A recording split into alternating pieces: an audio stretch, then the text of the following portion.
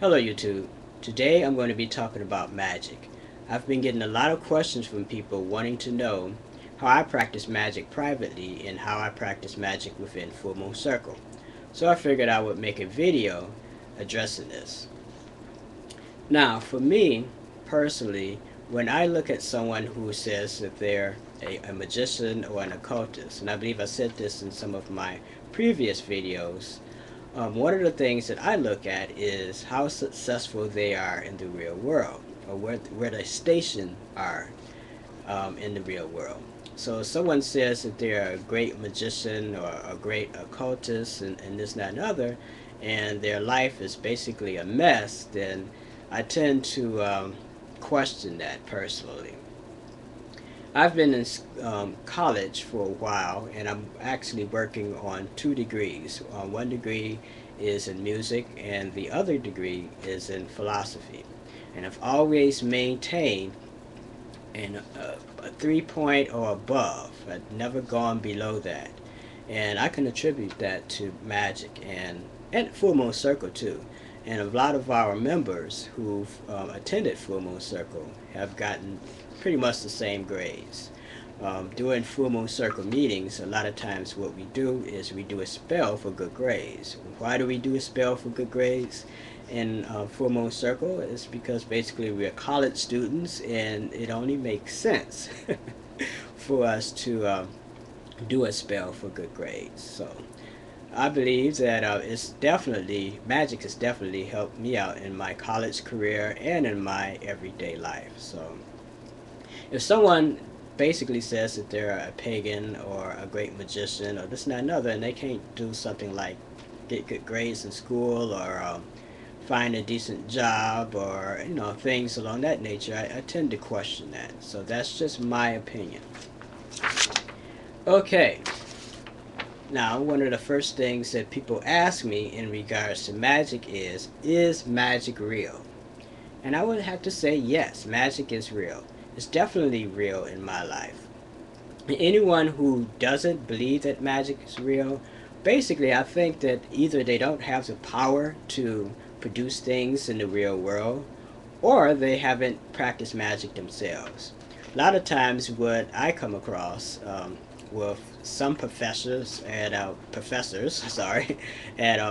Wayne State University, or some professors that I've met over years, is basically, some of them don't believe that, all this is real, and they believe that this is all make-believe and this, not another. And then if you ask them, have they ever performed a spell, of course the answer is no. How can you say that something isn't real if you've never put it to the test yourself? That's what I say. But on the other hand, as far as teachers go, I've had a lot of teachers, come to Full Moon Circle meetings incognito and sit in. And basically, I believe that they took away a lot when they actually understood what magic is, apart from the Harry Potter movies out there. Now, any of you who think that Harry Potter is real, or that Harry Potter is somehow his magic is something that you can actually practice in the real world, all I have to say is try it yourself. I don't think anything's going to happen if you try doing that stuff yourself. But I will say that the fact that the lady who writes the Harry Potter books, I can't think of her name right offhand. Sorry, I'm not that big of a Harry Potter fan, guys. Shame, right? Anyway, the lady who wrote those books, she's a multi-millionaire. So she must be doing something right magically.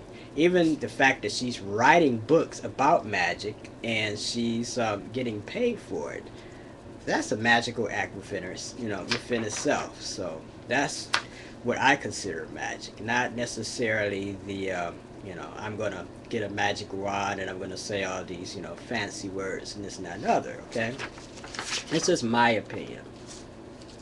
Now, what type of magic do I do? Well, I've already posted a video on crystals, And the reason why I use crystals, I guess some people think that that's really a new agey type thing, and you know, if you're rich, shouldn't you be practicing more folk magic or this, and that, and other. But I grew up in the 80s, and in the 80s, the thing was to use crystals and to work with crystals. And I had a lot of good teachers, people I've studied under personally, from a lot of books that I've read on the subject, and I learned a lot. And the thing is that I use that daily. I've always used crystals, and it's always been a part of the things that I do in trying to produce spells in the real world. So crystal magic is definitely one of the main things that I use.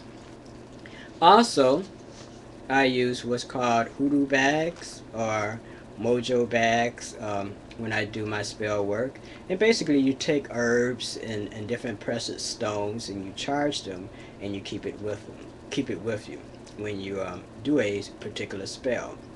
So that's something that I've used over the years too. Imagery. I think that's very, very important when you're doing magic. One of the things, I was watching a snippet of a video by Raymond Gramansky, and he was talking about how a lot of witches, when they had a court date to go to, they would take a certain herb and they would put it in their shoe or carry it on their person, and they would take it to the court case, and basically, actually, before they did that, before they put it on their person or in their shoe or whatnot, they would put energy into that herb. And then, when they're sitting in court, if they wanted to influence the outcome, what they can do is concentrate on the judge or concentrate on the environment and visualize, say, scales, the scales of justice when they're in court, and visualize that strong enough. And especially if you're in the right, it does help to be in the right, of course, but if you visualize that strong enough, then whatever you're in court for and whatever that you're trying to win in court, you'll have a better likelihood to achieve your goals by doing that, rather than just relying on your lawyer. And I have a lot of testimonies from people who have actually won court cases from doing little spells like this. So this stuff does work. And if, like I said, if you don't believe it doesn't work, then one of the things you should do is try it yourself. Try spells yourself to see if you have some success at it. So that's all I have to say about that. Okay. Then there's the concept of greater magic and lesser magic. Greater magic, of course, is ritual magic. And that's something that I've always been interested in. I've always been a fan of Aleister Crowley and the way that he performed his magic. I've always liked the imagery, the ritual. That's something that has always resonated with me. Now, can you perform magic without all the prompt and all of the visuals and this, and that, and other? Yes, you can do that, but it's just something that I personally prefer. Then there's lesser magic, and lesser magic can go under a lot of different categories. One of the things that lesser magic can go under is enchantments. Say if you want to get a certain job at a certain place, what you can do is make yourself look better than you actually are. Say dress a little nicer, speak a little nicer, speak better, when you're trying to get these certain jobs. So that's lesser magic. And let's see. And basically use your personal power of persuasion. That's also very important when you're doing your magic. Okay, so I'm running out of time here, and I might do a part 2 of this video later on or in the future, and I hope this answers some of you guys' questions in how I practice my magic. So until next time, Love is the law. Peace.